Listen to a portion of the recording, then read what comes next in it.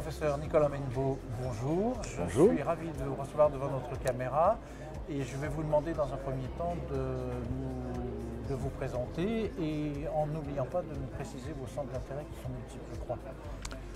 Alors, je m'appelle Nicolas Menneveau, je suis PUPH au CHU de Besançon et j'ai schématiquement deux centres d'intérêt particuliers, la thrombose et la cardiologie interventionnelle. Alors, là, la question qu'on souhaitait aborder aujourd'hui, c'était la question du traitement antithrombotique chez les coronariens.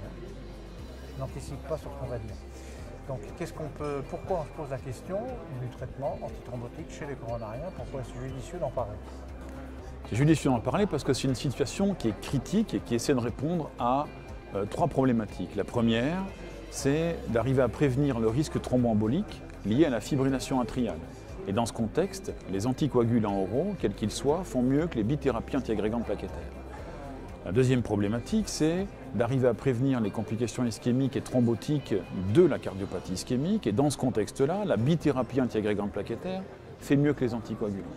Ce qui signifie qu'on est obligé de combiner antiagrégants plaquettaires et anticoagulants et que cela comporte un risque hémorragique majeur, en particulier au cours des 3 premiers mois.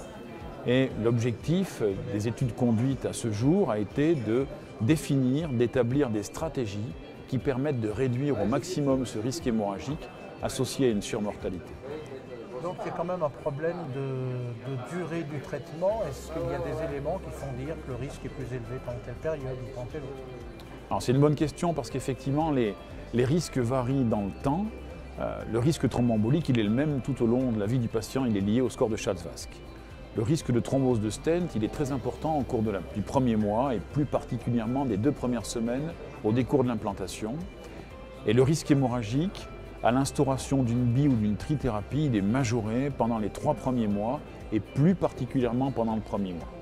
Donc, l'objectif est de faire en sorte de définir une stratégie qui permette de réduire la durée d'exposition au risque hémorragique et de couvrir la durée d'exposition au risque de thrombose de stent.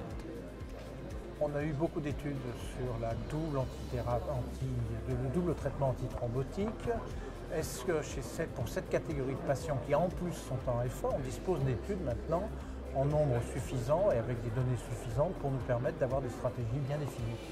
Alors on a effectivement, on peut dire presque que la boucle est bouclée par rapport aux nouvelles molécules, puisqu'on a 4 études pivots, Ridual avec le dabigatran, Pioneer avec le rivaroxaban, Augustus avec l'apixaban et Entrust avec les doxaban, qui montrent, à mon sens, 3 résultats majeurs. Le premier, c'est que schématiquement, les AOD sont associés, quelle que soit la stratégie, à une réduction de 40% du risque de complications hémorragiques majeures ou cliniquement pertinentes par rapport aux antivitamines K.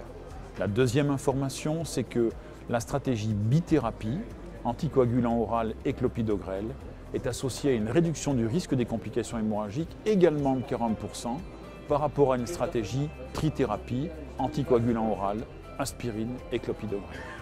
Donc c'est 2 informations importantes, avec un petit bémol concernant la bithérapie, c'est que la bithérapie, dans une situation dans laquelle on s'affranchit du traitement par l'aspirine, comporte un risque accru de thrombose de stent qui est significatif. Certes, il s'agit d'un événement très rare, qui n'excède pas 1% des situations, mais avec un pronostic péjoratif et qui va justifier que dans certains cas, chez certains patients, une trithérapie pour une durée limitée soit encore indiquée en première intention.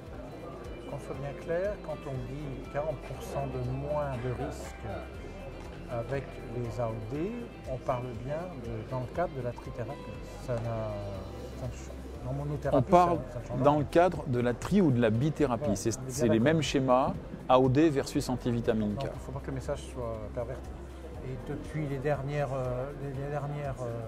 recommandations, on a un cadre un peu plus large du coronarien stable.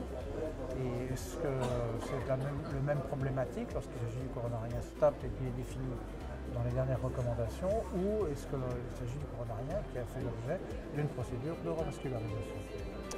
Alors, il y a là effectivement 2 points à discuter.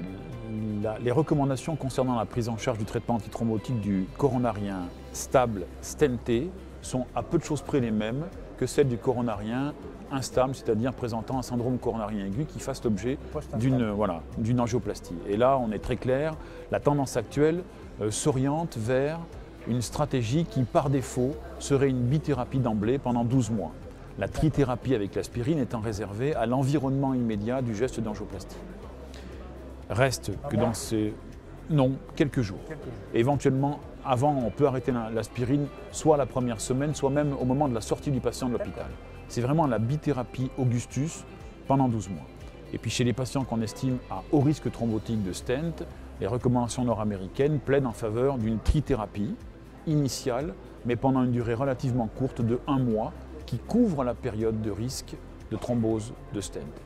Et puis, pour répondre au deuxième élément de votre question, eh bien, chez les patients coronariens n'ayant pas fait l'objet d'une angioplastie et n'ayant pas été stentés, eh bien, on a maintenant des données à partir de l'étude Augustus qui s'était intéressée à cette population-là, qui représentait 25% de l'ensemble de la population d'Augustus, et dont les résultats sont strictement superposables à ceux du reste de la population des patients d'Augustus ayant fait l'objet d'une angioplastie extensive. C'est-à-dire que ça ne remet absolument pas en question le message. Par défaut, bithérapie d'emblée, AOD et clopidogrel. Et chez le patient stenté à haut risque de thrombose de stent, eh bien, on propose une trithérapie, AOD, aspirine, clopidogrel, pour une durée d'1 mois, voire plus au cas par cas, suivi ensuite d'une bithérapie. Donc on juxtapose bien et on évalue séparément 2 risques, parce que c'est le message, 2 risques, le risque thrombotique et le risque lié à la fibrillation auriculaire et le risque de thrombose de stent. Et on raisonne finalement, on met les deux côte à côte et on ne tient pas de l'un pour mettre plus de l'autre. Non, et on les met en balance avec le risque hémorragique qui est très significativement réduit avec ces nouvelles molécules et avec ces nouvelles stratégies. Je crois que c'est clair, et même très clair, et je vous en remercie. Merci.